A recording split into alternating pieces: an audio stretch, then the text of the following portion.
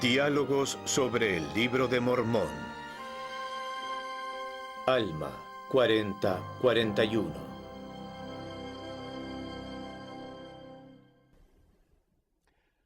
Le damos nuevamente la bienvenida a nuestro estudio del Libro de Mormón. Mi nombre es Robert Millet, del Departamento de Escritura Antigua, y me complace tener conmigo a dos colegas, profesores Todd Parker y Brian Hogley, del mismo departamento. Caballeros y hermanos, hoy tenemos la oportunidad de charlar sobre el Libro de Alma, capítulos 40 y 41. Retrocedamos un poco. Todd, recuérdenos por qué punto de la historia vamos. ¿Qué sucede? Alma habla a sus hijos y habló con Elamán y Shiblón. Y en el capítulo 39 habla con Coriantón, en el que explicó que había cometido un pecado muy serio, que solo es superado por el asesinato y el negar el Espíritu Santo. Él estaba preocupado debido a la gravedad de esto, y luego en el capítulo 40 comienza diciendo, creo que estás preocupado por esto, de manera que vemos la necesidad de algo de doctrina aquí, ya sea solo su preocupación por el pecado o porque haya recibido doctrinas falsas de Corior o cualquier otro. Es necesario que se enseñe algo de doctrina. Es muy interesante. Dada la gravedad del pecado y donde no debió haber estado, y además con quien no debió haberse juntado, solo se dedican 2 versículos al pecado, pero varios capítulos son dedicados a la doctrina. Y es interesante que los capítulos 40, 41, 42 comienzan con la idea de pareces tener problemas con esta y esta doctrina. Y así claramente, otra vez se establece la importancia y la necesidad de enseñar doctrina clara. El concepto de doctrina verdadera para el Elder Packer comprendía cambio de actitudes y de comportamiento. Eso lo vemos con los amoniaitas, con el pueblo del rey Noé y las enseñanzas de Abinadi. Esos eran temas doctrinales muy profundos. Es fascinante el hecho de que algunos de los principios más doctrinalmente profundos se enseñan a personas, ya sea que estén en pecado, o personas rebeldes y disidentes de la iglesia. Bien, vayamos al capítulo 40. Vemos que él indicó que su hijo estaba preocupado, en el versículo 1. Coriantón estaba preocupado con respecto a la resurrección de los muertos. Brian, ¿qué piensa usted? Quizás lo único que podemos hacer es conjeturar un poco. ¿Por qué estaba él preocupado por la resurrección? ¿Cuál parecía ser el problema? ¿Y qué cree usted que podía estar pasando? Creo que pudo haber sido un par de cosas. Primero, él pudo haber estado preocupado por el hecho de que comparecería nuevamente con su cuerpo para ser juzgado. La idea de ser confrontado en sus pecados. Eso es. Así como lo mencionó Todd, Corior enseñó que cuando un hombre muere, ese era el fin del mismo, y quizás algunas de esas enseñanzas le quedaron y él estaba luchando con la idea de una resurrección. Bien. ¿Todd, algo más? Pienso que quizás no estaba tan claro con la idea de que es única la teología de los Sud, de que todo el plan era conocido desde el principio, y eso lo vemos en los últimos versículos del 39. Y su padre dijo que no habría problema, que si conocemos todo el plan podemos revelarlo todo o cualquier parte de este. Y así él dice, sabemos todas las respuestas, y percibo que estás preocupado respecto a la resurrección. Te enseñaré de eso. Tú no vas a morir de repente, pasarán algunas cosas antes. Habrá un espacio entre esto y antes de que seas juzgado.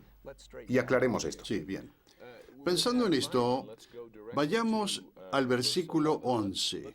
Notemos para nosotros mismos y para nuestra audiencia que la palabra alma es una palabra muy interesante. Todos sabemos cómo se utiliza en la sección 88, versículo 15 de Doctrina y Convenios. El alma es el cuerpo y el espíritu, es decir, el cuerpo y el espíritu inseparablemente unidos. Pero el problema, por supuesto, es que es usado de otra manera en muchas escrituras, incluyendo el capítulo 40, donde parece que se usara como el espíritu. Nuestro cuerpo espiritual. Veamos el versículo 18. He aquí te digo que no, sino que significa la reunión del alma con el cuerpo. Claramente el espíritu. Bien, miremos y comprendamos que el Libro de Mormón, como es dicho antes, es un registro muy blanco y negro en términos de entendimos o no entendimos.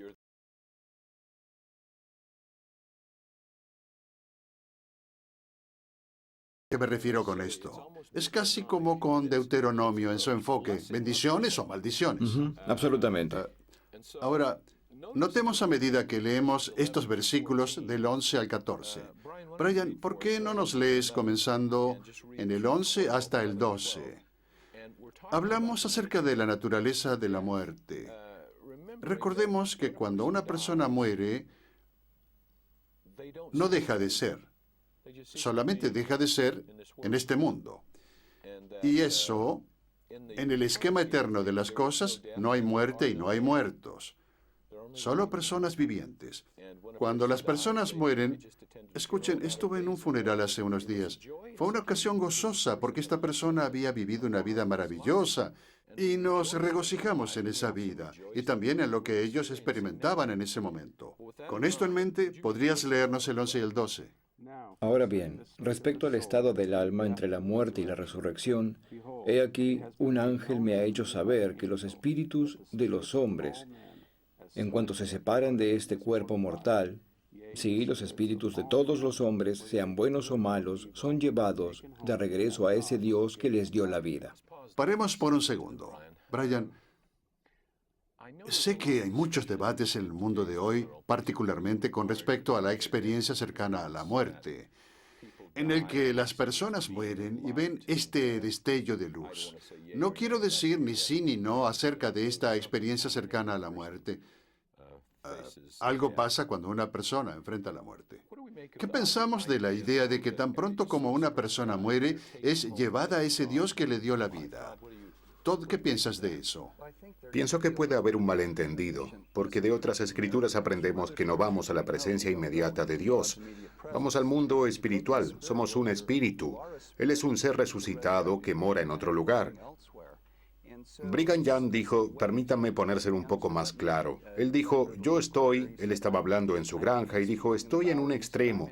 Y ustedes pueden escuchar mi voz al otro extremo y en ese sentido yo estoy allá. Todos estamos en la presencia de Dios y venimos del mundo espiritual. Entonces, cuando morimos, volvemos al mundo espiritual. Así que volvemos a ese mundo de los espíritus y así estamos más conscientes de que estamos en la presencia de Dios. Fielding Smith usaba la idea de que si un joven va a una misión y va a Italia, cuando regresa a los Estados Unidos dice, de nuevo estoy en casa. Aun cuando su casa queda en Idaho, él acaba de regresar a los Estados Unidos. No está de regreso a la presencia inmediata de su familia en Idaho. Excelente, excelente. Y el uso de la palabra presencia es importante. Es decir, no creo que supongamos que cuando una persona está dando la oración de clausura y agradece la presencia de Dios, necesariamente tendríamos que tener a Dios en persona. Más bien el Espíritu Santo había estado allí. Y eso es a lo que nos referimos cuando describimos la presencia de Dios. Son llevados de regreso a ese Dios que les dio la vida. Veamos el 12. Y sucederá que los espíritus de los que son justos serán recibidos en un estado de felicidad que se llama paraíso, un estado de descanso, un estado de paz, donde descansarán de todas sus aflicciones y de todo cuidado y pena. Paraíso.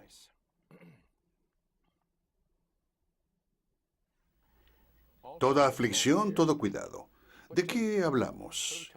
¿Qué tipo de mundo es este? Si un hombre o una mujer justos mueren, son recibidos en el paraíso. ¿Cómo espera que sea eso? No para usted, Todd, sino para los demás. Sí, supongo que estoy en el versículo 14. Pero notemos que el término estado se utiliza 3 veces. Es tanto una condición como un lugar. Bien. Y pienso que el mundo espiritual es muy parecido a este mundo. Yo puedo vivir en este mundo, vivir el Evangelio, los mandamientos, y puedo vivir en un estado de paz en mi casa. Y si mi vecino está violando los mandamientos y usa drogas y está haciendo otras cosas, él puede estar en un estado de infierno. Excelente. Y estamos en diferentes estados, pero en el mismo lugar. Podríamos decirlo así. Sé que hay asesinos en este mundo y yo no ando con ellos, pero estamos en el mismo mundo. Andamos las mismas calles, algunas veces compramos en las mismas tiendas, ellos se congregan así como también los justos se congregan, y pienso que lo mismo pasa en el mundo espiritual. Así que construimos una visión muy simple de la naturaleza del mundo espiritual post-mortem. Una dimensión llamada paraíso. ¿Brian? El mundo espiritual es un lugar muy grande y ahí van a estar, así como Todd estaba diciendo, los justos, quienes van a estar en un lugar, quizás en ese mundo de espíritus, y entonces probablemente en otro lugar encontraremos a otros quienes quizás no son tan obedientes. Y Alma menciona que no es solo un lugar paradisíaco para... Cuando decías eso recordé lo que el profeta José Smith dijo. Es de las enseñanzas del profeta, página 326. Dijo en el funeral del juez Adam. James Adam, los espíritus de los justos son exaltados a una obra mayor más gloriosa. Por consiguiente, son bendecidos en su partida para el mundo de los espíritus. Esta parte me parece muy interesante. Envueltos en llamas de fuego. No se hallan lejos de nosotros. Y quizá conocen y entienden nuestros pensamientos, sentimientos y movimientos. Y a veces se afligen por ellos. Yo no sé cómo esto les llega, pero Eso me llega, captó sí. mi atención. El mundo espiritual, como enseñó el presidente Brigham Young, tiene que ver con nosotros. Ellos no van a otro planeta, a otro mundo. Están asociados con el mundo en el que vivieron en la carne. Correcto, es justo lo que iba a decir. Brigham Young dijo, ¿dónde está el mundo de los espíritus? Está justo aquí. ¿El bien y el mal están juntos? Sí, lo están. ¿Van a un reino? Sí, van. ¿Van al sol? No, no van. ¿Van más allá de los límites de una tierra organizada? No, no van. Esto es de los discursos, página 376. Así que están aquí mismo. Muchas personas dicen que están allá arriba. Ya saben, en las necrologías, pero realmente están aquí. Ahora miremos la otra dimensión, el otro lado. Permítanme leer esto. Y entonces acontecerá, en el versículo 13, que los espíritus de los malvados, sí, los que son malos, no tienen parte ni porción del Espíritu del Señor, porque escogieron las malas obras en lugar de las buenas. Por lo que el espíritu del diablo entró en ellos y se posesionó de su casa, estos serán echados a las tinieblas de afuera. Habrá llantos y lamentos y el crujir de dientes.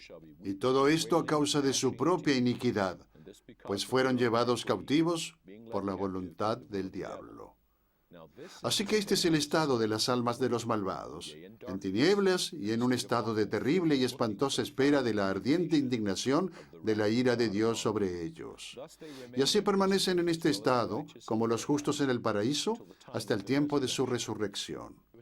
El presidente Smith, como lo dijo en Doctrina del Evangelio, habló de lo que él llamó un juicio parcial que se lleva a cabo en el momento de la muerte.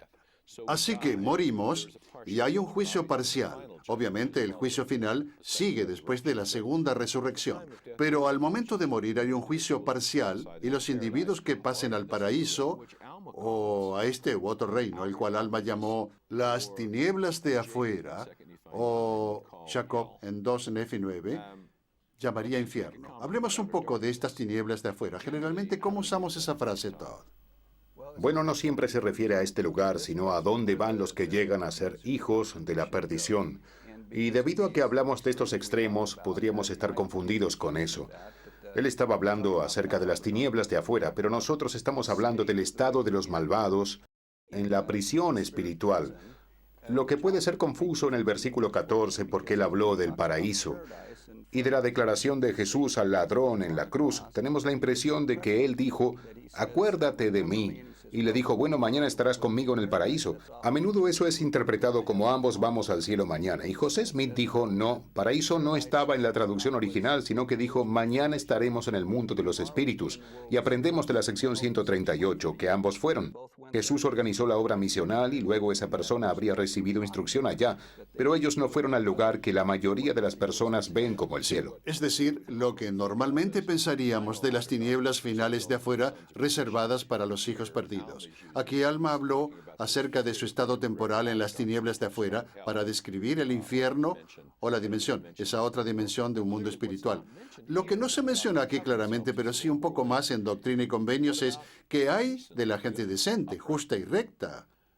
Pienso que debemos entender tanto la sección 138 de Doctrina y Convenios como las enseñanzas del profeta José Smith, que estas personas también estarían en este reino, no sufriendo, sino desarrollándose, transformándose. Así como aquí. Recuerdo que en el paraíso algo debe continuar, donde el proceso purificador continúa. Recuerdo que en el funeral del Elder McConkie, el Elder Packer dijo, ¿dónde está él ahora?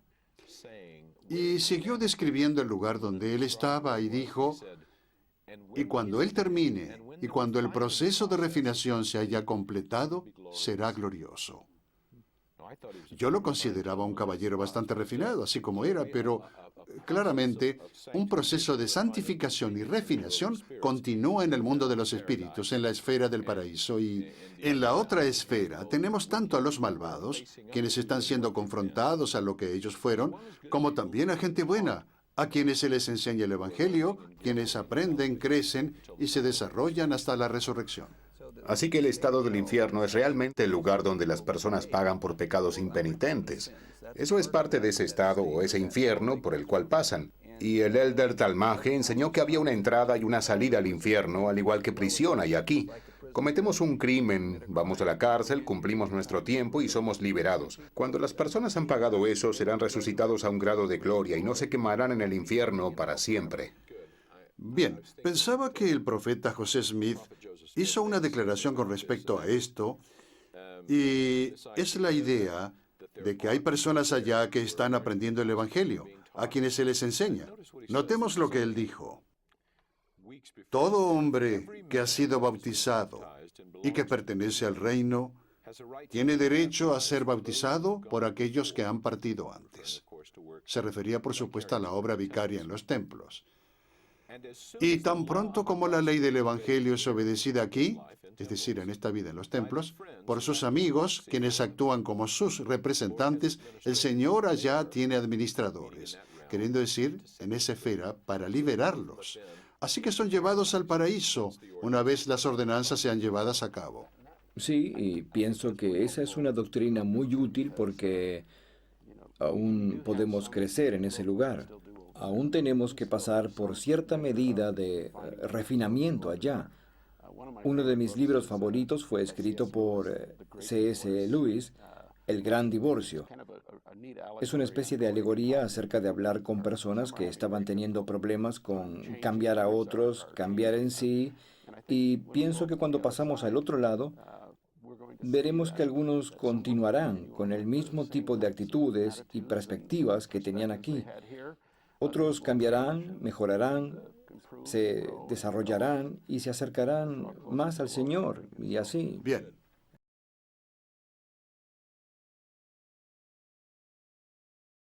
De la resurrección, de que somos mágicamente resucitados y luego perfeccionados y ya no hay más crecimiento. Pero no creo que eso sea lo que él dice aquí. Él habla acerca de que hay una restauración, las cosas serán restauradas. Y en el capítulo 41, versículo 13, él dijo, y así, hijo mío, más bien en el 12, él dice, ¿significa la palabra restauración tomar una cosa de un estado natural y colocarla en un estado innatural? Él dice, no, sino el significado de la palabra restauración es volver de nuevo mal por mal o carnal por carnal. Es la ley de la siega. Lo tenemos en el libro de Gálatas, capítulo 6, versículo 7. No os engañéis, Dios no puede ser burlado. Todo lo que el hombre sembrare, eso mismo segará. De manera que en la resurrección no nos convertimos mágicamente en buenos hombres. Segamos lo que sembramos. Pablo dijo en 1 Corintios 15, si plantamos trigo, ¿vamos a segar otro grano? Pues si plantamos trigo, segaremos trigo. Si plantamos maíz, segaremos maíz. Y por eso es que traje esta cosita que la gente ha visto antes. Esto describe la ley de restauración. Si sacamos una de estas bolas y la soltamos, obtendremos una al otro extremo. Si sacamos dos, obtendremos dos al otro extremo. Y es así con todo. Si sacamos tres, si lo sostenemos, funciona. Pero es la ley de la restauración. Segamos lo que sembramos. Si sembramos semillas celestiales, seremos resucitados con un cuerpo celestial. Si sembramos semillas celestiales, saldremos con un cuerpo celestial. Y por eso pienso que Alma tenía que hablarle a su hijo. O quizás no. pero le habló de cómo la primera resurrección se opone a la última resurrección. Bien, aclaremos. Estamos juntando dos ideas que son muy importantes. Es decir, por una parte, tenemos que entender que una persona no puede en esta vida simplemente vivir en la forma en que quiera, vivir una vida tan infernal como quiera y esperar salir como una criatura gloriosa, un gigante espiritual en la resurrección. Por otra parte, también tenemos ese elemento esperanzador de que se puede. Y de hecho se lleva a cabo un cambio. Cuando agregamos la sección 138 de Doctrina y Convenios a lo que hemos leído aquí, nos damos cuenta de que las personas allá pueden cambiar. Creo que lo que tenemos que recordar es que no somos jueces y que Dios es el juez, gracias al cielo. Y de seguro una persona que haya sido, por ejemplo, objeto de abusos, que haya sufrido mucho en sus primeros años y lleve cicatrices emocionales y espirituales a su vida adulta, que no encuentra amigos, no desarrolla amistades, no soporta a los hombres y no le gustan las mujeres. Cuando se le presenta el Evangelio, todo es oscuridad, nada. Me parece que tenemos a un Dios misericordioso del otro lado que conoce eso, y que cuando llegamos al mundo de los espíritus, todas esas cosas que están más allá de nuestro poder de control serán quitadas. Creo que eso es lo que quiso decir Elder Packer en la conferencia de abril del 92 cuando dijo que un día esas influencias inmorales en nuestro ambiente moral serían quitadas. Y luego el espíritu sería libre de crecer, de amar y de aprender. Así que en la doctrina de la resurrección, vayamos al capítulo 40, versículo 23, y leamos este gran capítulo. Brian, lee el versículo 23, es uno de los grandes versículos sobre la resurrección. El alma será restaurada al cuerpo y el cuerpo al alma. Y todo miembro y coyuntura serán restablecidos a su cuerpo. Ni un cabello de la cabeza se perderá, sino que todo será restablecido a su propia y perfecta forma. Partes de este versículo son muy reconfortantes para mí. Ni un cabello de la cabeza se perderá. Es más emocionante para mí que para ustedes, pero es emocionante. El libro de Mormón resuena y resuena con la doctrina de la inmortalidad del alma. Y en el 41, la doctrina de la restauración, ese concepto del que Todd nos habló y demostró. Todd, ¿podías leernos el versículo 10 y 11 de este capítulo? No vayas a suponer, porque se ha hablado concerniente a la restauración, que serás restaurado del pecado a la felicidad. He aquí te digo que la maldad nunca fue felicidad. Y así, hijo mío, todos los hombres que se hallan en un estado natural, o más bien diría en un estado carnal, están en la hiel de amargura y en las ligaduras de la iniquidad. Se encuentran sin Dios en el mundo y han obrado en contra de la naturaleza de Dios. Por tanto, se hallan en un estado que es contrario a la naturaleza de la felicidad. El hombre natural que describió al rey Benjamín como enemigo de Dios. Creo que estos versículos son excelentes en indicar por qué. El hombre natural no solo va en contra de los objetivos de Dios, sino que tristemente también va en contra de su propia felicidad. Va en contra de sí mismo. Finalmente, me gustaría que volvamos a ver el versículo 3. Permítanme leerlo. Es capítulo 41, versículo 3. Y es indispensable en la justicia de Dios que los hombres sean juzgados según sus obras. Y si sus hechos fueron buenos en esta vida, y buenos los deseos de sus corazones, que también ellos sean restituidos a lo que es bueno en el último día. Hay tantas cosas buenas que tantas personas les gustaría hacer, pero o se les impide hacerlo o no pueden, debido a circunstancias más allá de su control. El Elder Darlin Oaks habló de eso en su libro Puros de Corazón cuando dijo, mi suegro tuvo una versión de este concepto. Él dijo, cuando alguien trataba de hacer algo bueno por él, pero se le era impedido debido a las circunstancias, mi suegro les decía, gracias, tomaré la buena voluntad del acto. Y pienso que el Señor bendijo a Abraham, por ejemplo, no porque Abraham incrustó un cuchillo a Isaac, sino porque estuvo dispuesto a incrustarle un cuchillo. Y así, qué reconfortante es para nosotros saber que hay muchas cosas buenas que queremos conseguir, ya sea que nos quedemos sin energías o tiempo, o las circunstancias lo impidan. Creo que hay un gran mensaje aquí. Y lo contrario a eso también es cierto. En el versículo 5. Porque así como ha deseado hacer el mal todo el día, así recibirá su recompensa de maldad. Cuando venga la noche. Así que funciona de ambas maneras y se repite tantas veces. En el 14, por tanto, hijo mío, procura ser misericordioso con tus hermanos, trata con justicia, juzga con rectitud y segarás lo que sembraste. Si somos misericordiosos, recibiremos misericordia. Si somos justos, recibiremos un juicio justo. Permítanme resumir esto diciendo que estos capítulos me dicen que necesitamos estar orientados en la dirección correcta cuando llegue la muerte. Si hemos puesto nuestra vista en la vida eterna y recibimos las ordenanzas del Evangelio, incluyendo las bendiciones del templo, y apuntamos en esa dirección cuando muramos, continuaremos en esa misma dirección sabiendo que la vida, el amor y el aprendizaje son para siempre.